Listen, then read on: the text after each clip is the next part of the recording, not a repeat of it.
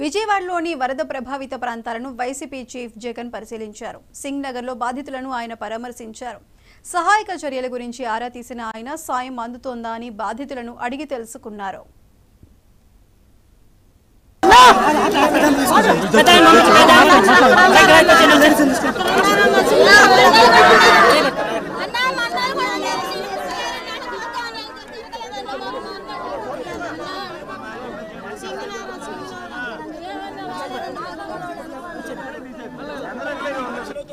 క్యూసెక్కులు అలా పారుతా పోయిండు 30వ తారీఖు నుంచి.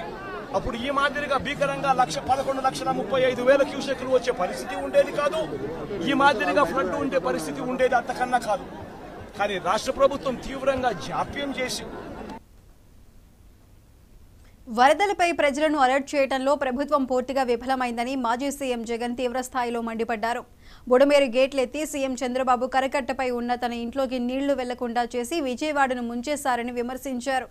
ముందు ప్రజలకు క్షమాపణలు చెప్పాలని జగన్ డిమాండ్ చేశారు.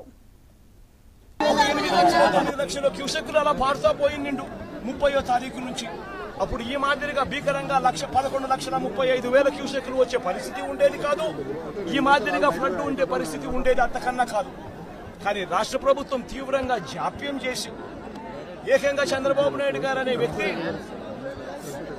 తాను ప్రజలను పట్టించుకోవాల్సిన ఆవశ్యకతను పూర్తిగా మర్చిపోయి రెడ్ బుక్ పాలనతో పరిపాలన సాగిస్తూ కక్ష సాధింపుల మీదనే ధ్యాస పెడతా ఉన్నాడు తప్ప గవర్నెన్స్ మీద ఏం చెయ్యాలి అన్న దాని మీద ధ్యాస లేకనే ఇది మ్యాన్ మేడ్ ఫ్లడ్ కింద ఇంత భీకరంగా తయారైన ఫ్లడ్ ఇది.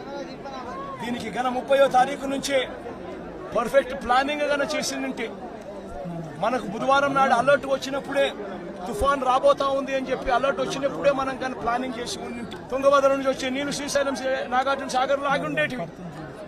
పులిచింతల్లో మూసీ నది నుంచి వచ్చే నీళ్లు ఆపుకొని ఉండవచ్చు.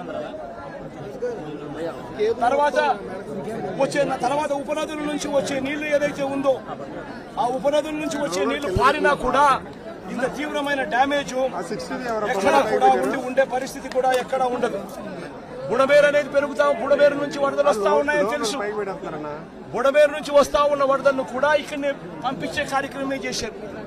శనివారం రాత్రి ఒక అలర్ట్ లేకుండా, ఒక సిగ్నల్ లేకుండా నీళ్లు బుడమేరు నుంచి గేట్లు ఎత్తేశారు.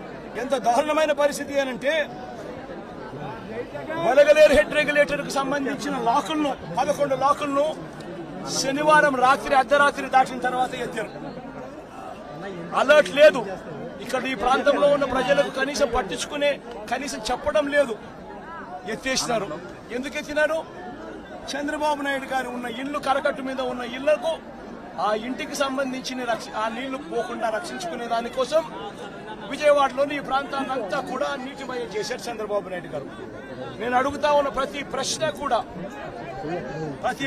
కూడా లాజికల్ గా అడుగుతా ఉన్నాను.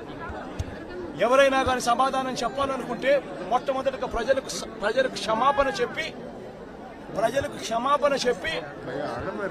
ఆ తర్వాత ఈ ప్రజలకు ఏం చేయబోతున్నాము అన్న మాటలు కూడా చెప్పి ఆ తర్వాతనే సమాధానం చెప్పాలని చెప్పి చంద్రబాబు నాయుడు గారిని గట్టిగా కూడా కోరుతా ఉన్నాయి. ఒక 8,00,000 9,00,000 క్యూసెక్కులు